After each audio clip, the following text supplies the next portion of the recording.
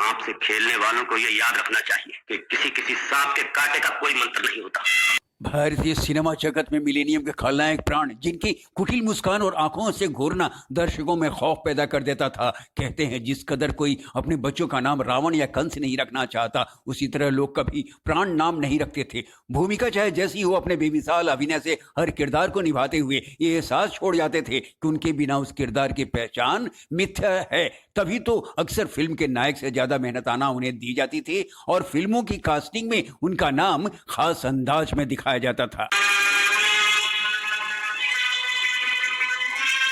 पूरा नाम है प्राण कृष्ण सिकंद। जन्म 12 फरवरी 1920 को ब्रिटिश कालीन दिल्ली के बल्ली मारान में एक पंजाबी दंपति सिविल इंजीनियर केवल कृष्ण सिकंद और उनकी पत्नी रामेश्वरी की 7 संतानों में से एक। पिता के तबादले की वजह से प्राण की पढ़ाई देहरादून, कपूरथला, मेरठ और उन्नाव के स्कूलों में। रामपुर के हामिद स्कूल से मैट्रिक की। शुरू से ही काफी मेधावी थे वे और गणित में खास दिलचस्पी रही, मगर तभी हाथ में कैमरा क्या आया, फोटोग्राफी का शौक सर चढ़कर बोलने लगा और उन्होंने ए दास एंड को दिल्ली में दाखिला ले लिया। इसी सिलसिले में ट्रेनिंग हेतु शिमला जाना हुआ, जहां पहली बार एक नाटक में सीता का रोल भी किया। राम थे मदनपुरी। शिमला से वे लाहौर चले आए, जहां एक दिन पान की दुकान पर सिगरेट के छल्ले निकालते देख फिल्म में लेखक वली मोहम्मद वली इतने प्रभावित हुए कि उनकी सिफारिश पर 1940 में पहली बार दलसुख पंचोली के पंजाबी फिल्म यमला जट में निगेटिव भूमिका निभाई। हिंदी में पहली बार इसी बैनर के खानदान में उन्होंने अभिनय किया। 1942 में दोनों ही फिल्मों में नायिका थी नूरजहां। इन तमाम गतिविधियों को अपने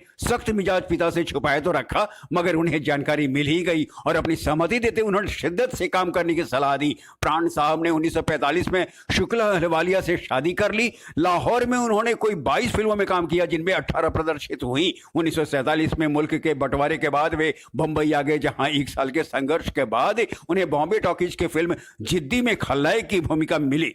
50 के दशक में उनकी हलाकू, आह, मुनीम जी, छुरी चोरी, अमरदीप, मधुमती, देवदास जैसी फिल्में प्रदर्शित हुई। 60 के दशक में फिल्म जिस देश में गंगा बहती है के खूंखार डाकू राका की उनकी भूमिका को कौन भुला सकता है। तो फिल्म में हाफ टिकट में कॉमेडी भी की। ले गई मेरा दिल तेरी जुल्मी नजरिया, ओ गुजरिया, होय होय होय, ओ जाने सारी नगरिया। और फिल्म उपकार में मलंग बाबा की यादगार भूमिका।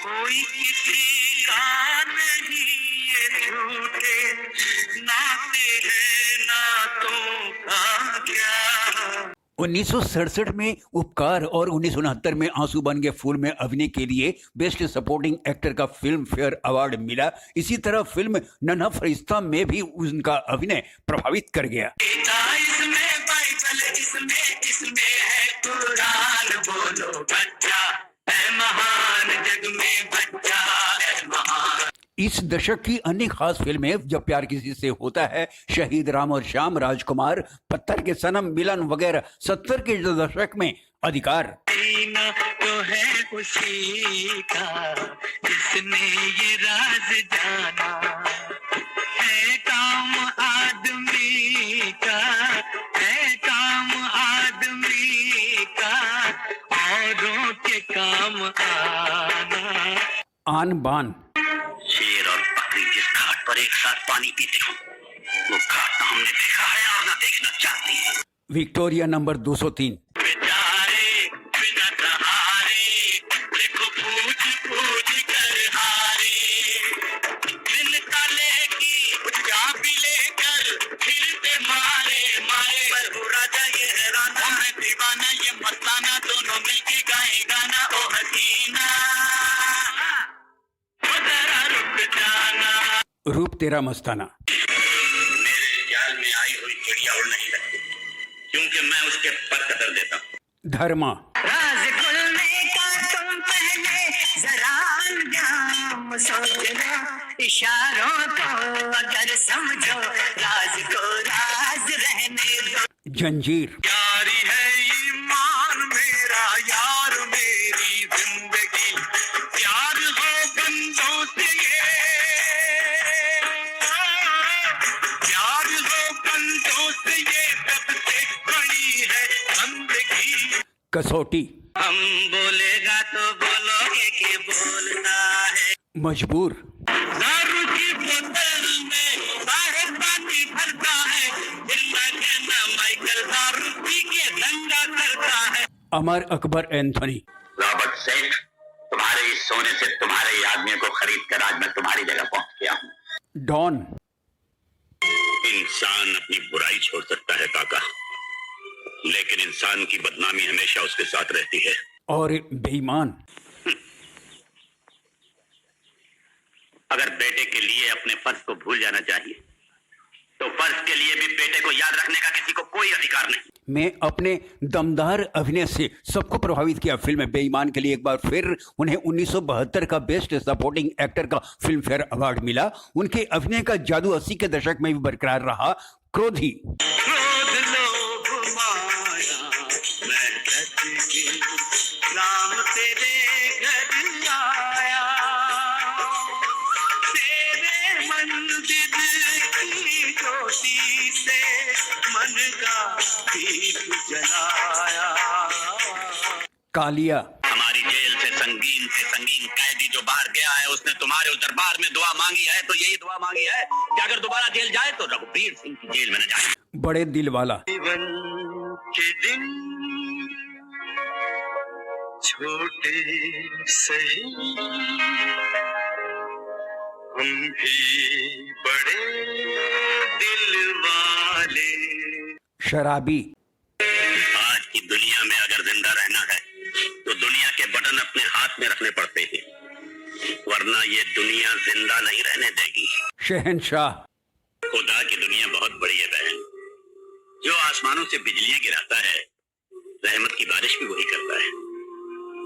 जख्म देने वाला भी वही है, हरने वाला भी वही है।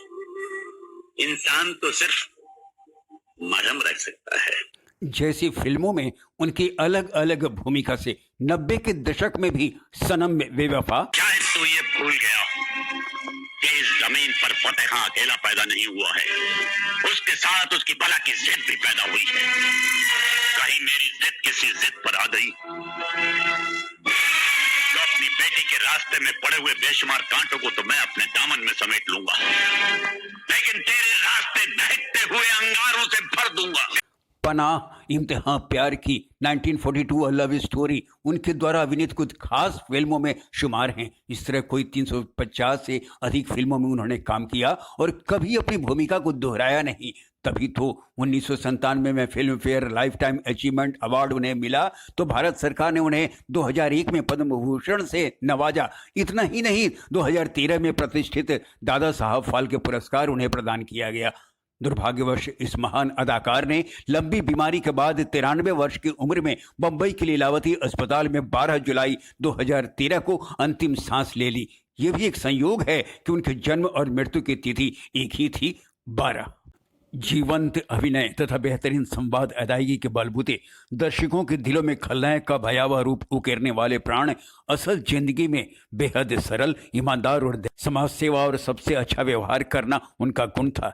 कई सामाजिक संगठनों से वे जुड़े रहे और उनकी अपनी football team Bombay dynamo football club थी। फोटोग्राफी के अतिरिक्त साहित्य से भी लगाव था उनका। सन 2000 में बनी रूबेन ने उनकी जीवनी लिखी एंड प्राण।